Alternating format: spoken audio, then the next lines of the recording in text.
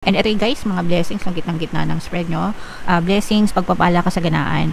So, ito, nakikita natin na may mga new opportunities na maaaring dumating sa inyo, mga kapiksi. Mga new opportunities sa kaperahan, sa pagkakakitaan, guys. So, itong mga new opportunities na to, guys, maaari itong magdala ng more blessings, pagpapala at kasaganaan sa inyo sa 2026. And hindi lang yun, guys.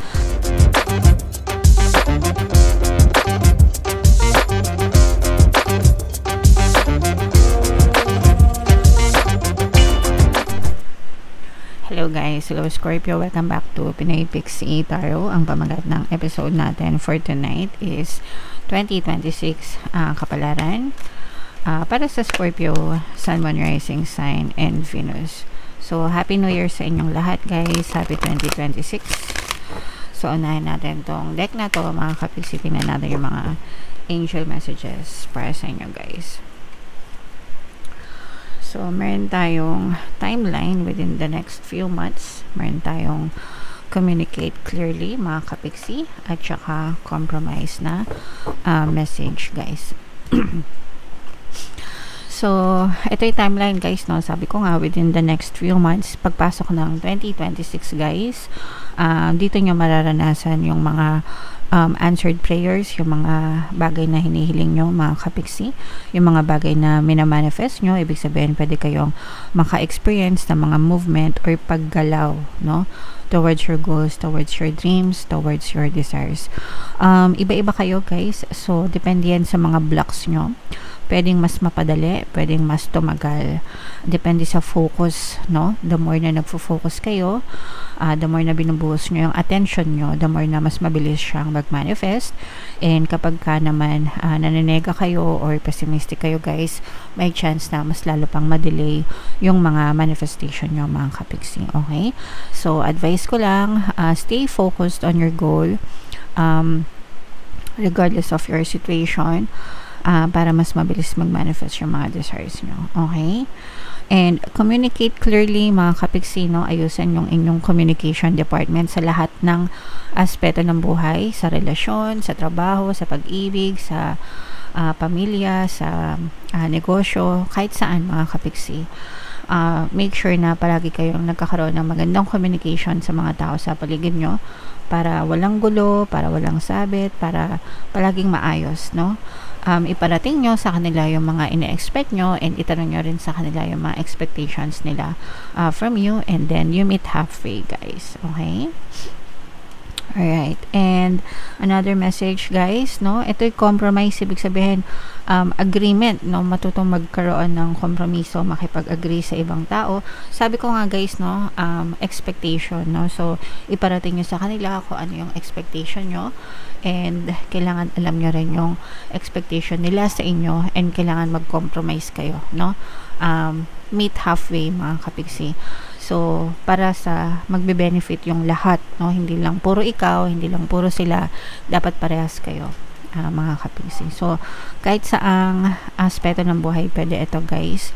Again, sa relasyon, sa trabaho, sa negosyo, kahit saan, pwedeng-pwede, mga kapiksi. Okay? So, yan yung angel messages for you. Up next naman, mga kapiksi, ito naman yung ating mga love messages, guys, no? So, tingnan natin. Iba-iba kayo ng sitwasyon, guys. So, kung ano lang yung makaresonate sa inyo, take that message.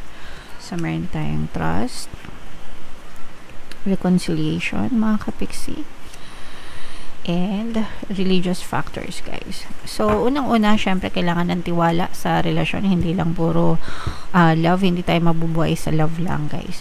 So, merong tiwala at meron ding respeto. So, yung tatlong yan, no? Love, trust, and respect. Importante yan sa relationship, mga kapiksi, para magkaroon kayo ng harmonious na pagsasama. So, make sure na wag puro kuda, wag puro duda. Kailangan magtiwala kayo sa person nyo, kailangan magtiwala kayo sa sarili nyo. And ipagdasal nyo kasi, guys, no? Alisin nyo yung mga insecurities sa katawan nyo para matuto kayo magtiwala dun sa person nyo, mga kapiksi. So, nagsisimula yan sa how you perceive your person, guys, no? And, yeah, so, kailangan ng tiwala, mga kapiksi. And for some of you guys, maaari magkaroon ng reconciliation. So, reconciliation, guys, pwedeng someone from your past may come back. So, mga past lovers, mga kapiksi, yung mga na-ghosted, yung mga nag-break, pwede rin guys yung reconciliation na kung nagkaaway kayo, maaari kayo magkabati, ganyan. So, not necessary, yung iba pwedeng magkabalikan, yung iba hindi naman balikan, yung tipong magkakabati lang, para mawala yung mga resentment, no? Magkaroon ng kapatawaran. Hindi man magkabalikan, at least nagkaayos. Yeah, so may mga ganun klase mga kapiksi. So, kung nagpapabalik kayo guys, meron tayong course paano pabalikin si ex, revise breakup. Meron din tayong mga subliminals pampabalik, no? Pwede nyo yung pakinggan mga kapiksi para makatulong sa inyong reconciliation guys, okay?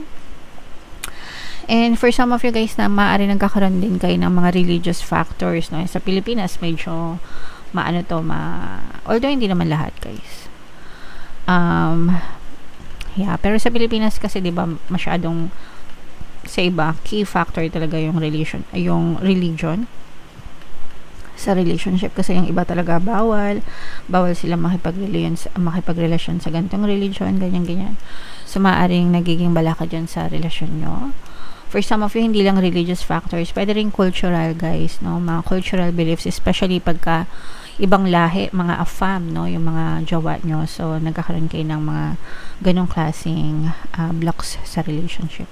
So, again, pagdating sa ganito guys, communication talaga, no? Yung susi para ma-solve nyo yung mga ganong klaseng issue, and kailangan marunong mag-compromise mga kapiksi. So, nasa tamang pag-uusap lang yan kung gusto nyong magtagal or gusto nyo talaga magsama guys, okay? Alright, so comment down below, Scorpio, if feeling nyo nakaresonate kayo dyan mga kapiksi. So shuffle natin to guys, hanapin natin yung energy nyo. Habang sinashuffle ko to, panoorin nyo muna yung video natin regarding sa ating paano mag-manifest ng abundance video course.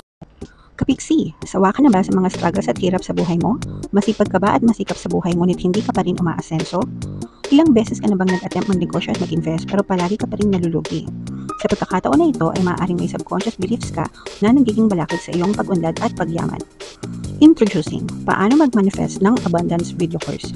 Dito ay matututunan mong ma-overcome ang mga balakid mo para tuluyan ka ng umunlad, umasenso, sumagana, maging matagumpay, successful at maswerte sa iyong kabuhayan, pera, trabaho, negosyo sa lapi at kaperahan ng bonggang-bongga.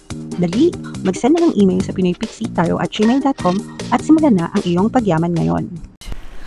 Alright, so sa lahat ng gusto mag-avail ng course guys, naka-flash sa screen nyo. Una, meron tayong paano mag-manifest ng abundance video course, paano mawala ang third party at magkaroon ng harmonious na relationship, paano pabalikin si ex, revise breakup. Sa mga interesado guys, mag-send lang kayo na email sa pinoypixie@gmail.com. And sa mga naghahanap guys ng pampaswerte na lucky charms or bracelet, aventurine, tsaka citrin, yung recommended ko, may makikita kayong mga link sa description box guys. So, Scorpio, kayo ay represent ng King of Cups. Latag natin yung spread nyo. 4 na beses tayo guys maglalatag ng spread. First quarter, second quarter, third quarter, fourth quarter. Pero anytime guys sa loob ng 2026 pwede nyo ma-experience itong mga energies na to. Babasahin natin lahat.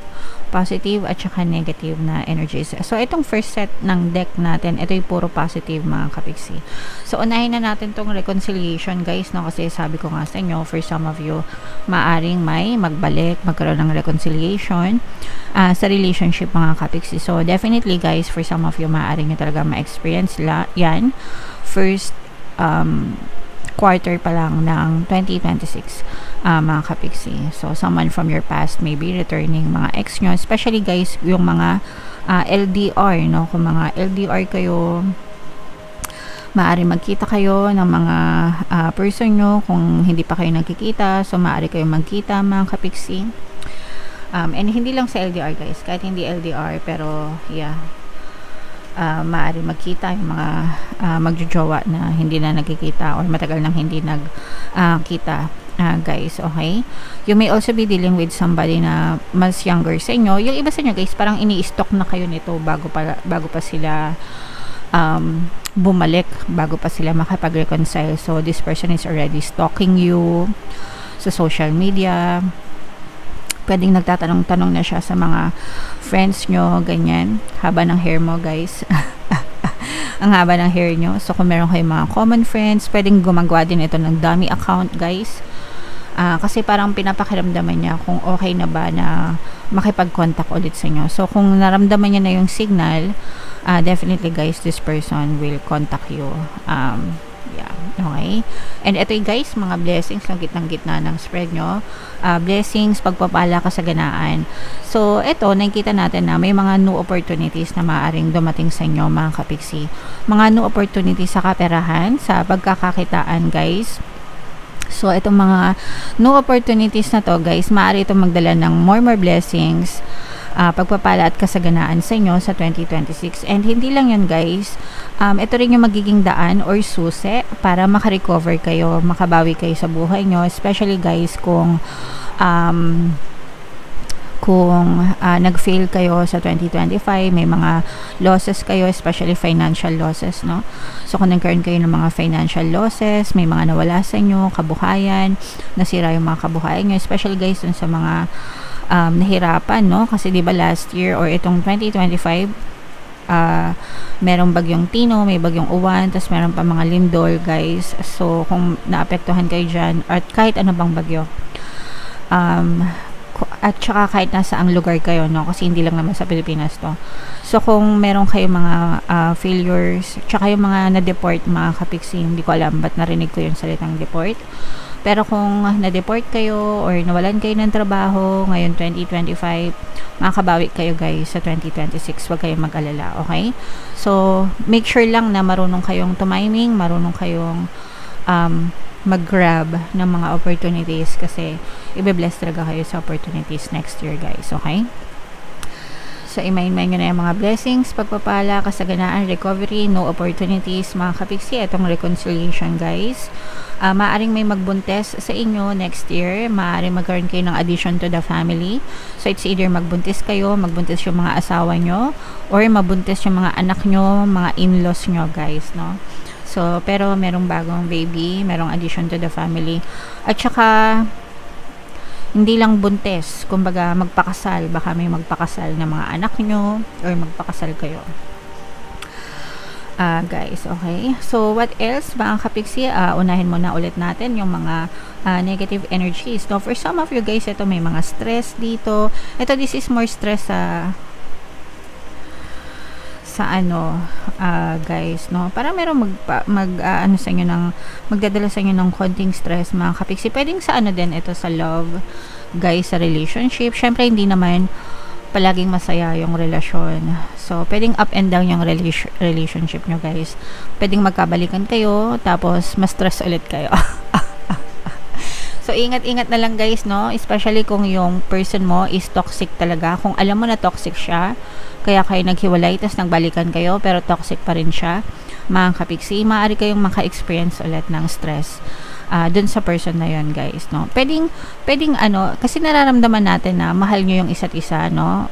For some of you talagang pwedeng mahal nyo sila, mahal nila kayo, pero toxic yung relationship nyo. Meron kasing ganun, guys, no? Na palagi nag-aaway, pero hindi naman naghihiwalay.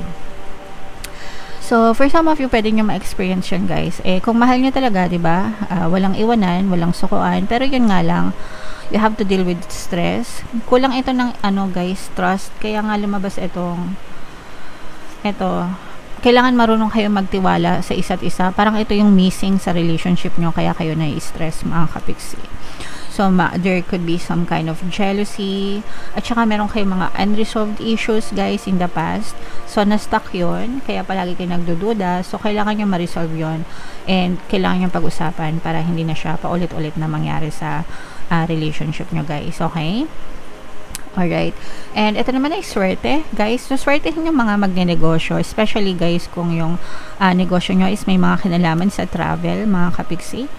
So, kung ang negosyo nyo is about travel, transportation, yan, nakikita natin na you will be very lucky this year, Scorpio. So, yung mga example niyan, yung mga nagmamaneho, nagde-drive, Grab, Move It, Lalo Move, yung mga nasa courier, shipping courier na business. Travel, transpo, mga seaman, piloto, ganyan, stewardess, lahat, basta palaging moving, palaging gumagalaw, guys. mga rent a car, tricycle, lahat na, basta may kinalaman sa ganun. Nakikita natin na this year is gonna be your year, mga kapiksi. So, may chance na swertehan talaga kayo. At saka nag-e-expand kayo. So, parang pag sinabi nag-e-expand, kunwari, dati isang motor lang, ngayon 2 motor na, 3 motor na. So, dati, ano ba tawag doon? Boundary. So, dati nagba-boundary lang kayo. Ngayon, kayo na yung operator. Ibig sabihin, kayo na yung may-ari, mga kapiksi. So, ganun, nag-expand. So, good job kayo dyan. Guys, talaga makikita nyo yung swerte nyo. You really just have to work on it, mga kapiksi. Okay? May mga travel, no, with family, mga kapiksi. So, for some of you, at saka yung mga travel agencies, yan, no, grabe. Paldo-paldo kayo guys. Suswertein kayo. Suswertein kayo sa 2026. So, i-mail nyo na yan sa comment section. May mga chance din na mag-travel kayo with your family guys. So, kung pinaplano nyo yan, nag-iipon kayo, push nyo na guys, matutuloy yan. Magiging masaya yung travel nyo next year, Scorpio. So, what else guys? Tingnan pa natin. Meron ditong presence ng Earth signs, Capricorn, Taurus, Virgo. So, yeah. So, ito guys, parang water sign, Cancer, Pisces, Scorpio. So, dito guys, nararamdaman natin na parang medyo at ease, medyo relax, no? Kaya nga kayo nagkakaroon ng mga travel guys. Kasi parang mas peaceful yung energy nyo pagdating ng 3rd quarter, mas mapayapa, everything is going smoothly sa inyo, sa mga relasyon guys. Again, nandito yung reconciliation, mga kapiksi, no? So, kung nag-away kayo, kung may mga nag-away, diba? Sabi ko nga, maaari kayong magkabati, mga kapiksi. Walang maghihiwalay. Yung iba sa inyo hindi naghihiwalay guys. Magsama kayo sa hirap at sa dosa, pero walang naghihiwalay. Mga kapiksi. And so nakikita natin na tuloy-tuloy lang, no? Parang very continuous lang, progressive lang yung inyong pamumuhay, very relaxed, very chilled, no? Very peaceful, no? Talagang peaceful yung inyong energy. Parang tuloy-tuloy lang. Pati yung pasok ng pera, tuloy-tuloy lang din. So, progress lang ito mga kapiksi, itong 3rd quarter guys, okay? So, yeah. And so, latag natin. So, dito, bago matapos yung 2026, no, talagang may chance na umangat yung inyong kabuhayan, yung inyong finances. Guys, maaari kayo magkaroon ng mga financial gains kasi nga tuloy-tuloy yung inyong pagsisikap and pagtsatsaga sa buhay. So, make sure lang guys na maging maingat din kayo sa mga, yung iba sa inyo guys, maaring magkaroon kayo ng wrong move, no? Wrong move sa mga investment. So, pwede kayo magkaroon ng mga maling desisyon, guys, sa mga investment. So, mag-ingat kayo sa kung saan man kayo nag-i-invest kasi baka hindi nyo mabawi yung mga ROI na tinatawag, return of investment. So, baka mas pwede kayo mag-cut loss, mga kapiksi. Kumbaga, hindi magiging maganda. Excuse me, guys, sorry. Hindi magiging maganda yung return. So, kunwari, nag-invest kayo sa kunwari lang guys nag-invest kayo sa stock market, tapos yung binili nyong company imbis na pataas, imbis na bullish, biglang nag-bearish, mga kapiksi. So imbis na pataas, bumagsak siya, tapos parang hindi nyo na siya mababawi guys, unless siguro kita kayo sa dividends or whatever, pero sample lang yon guys, no? But make sure guys, hindi naman ibig sabihin wag kayo mag-invest, no? Pero meron kasi kayong maling investment na mapaglalagay ng pera. So, kunwari, lending, nag-invest kayo sa lending, yung mga pinapautang nyo, parang hindi siya bumabalik sa inyo. Parang lugi pa kayo sa cash out nyo, sa nilabas nyong pera, kesa dun sa bumabalik sa inyo. Okay? So, yun yung ibig ko sabihin, guys. Kaya, it's okay to invest as long as pag-aralan nyo mabuti, mga kapiksi, mag-due diligence kayo.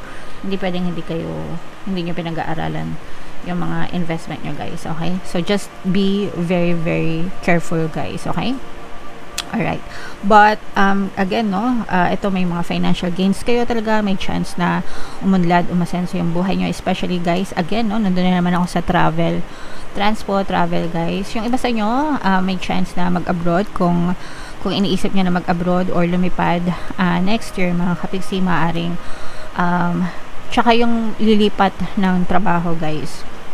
kung lilipat kayo ng trabaho, parang mas magiging maganda yung trabaho nyo next year. Mas mataas yung sahod, or mas maganda yung posisyon, or mas maganda yung benefit, mga kapiksi. Okay? And yung iba sa nyo guys, gumaganda yung portfolio nyo, lalo na sa mga freelancers, no? Kung kayo ay mga freelancers guys, gumaganda yung portfolio nyo. So, kapag gumaganda yung portfolio nyo, mas dumadami yung kliyente nyo, mga kapiksi. And mas lumalaki yung rates nyo, yung presyuhan nyo guys, kaya talaga nagkakaroon kayo ng financial gains, mga kapiksi. So yun yung advantage kapag gumagana yung portfolio nyo. So syempre alagaan nyo yung portfolio nyo guys, ibig sabihin yung performance nyo guys, no? So kapag maganda yung performance, nagkakaroon ng mga positive feedback, and talagang thumbs up, okay? Alright, so napakaganda na reading nyo guys, no? Especially sa money. Sa love life, ganun din. Although yung sa love life, may up and down kayo. So, ganun naman talaga sa relationship. Hindi palaging puro up, di ba?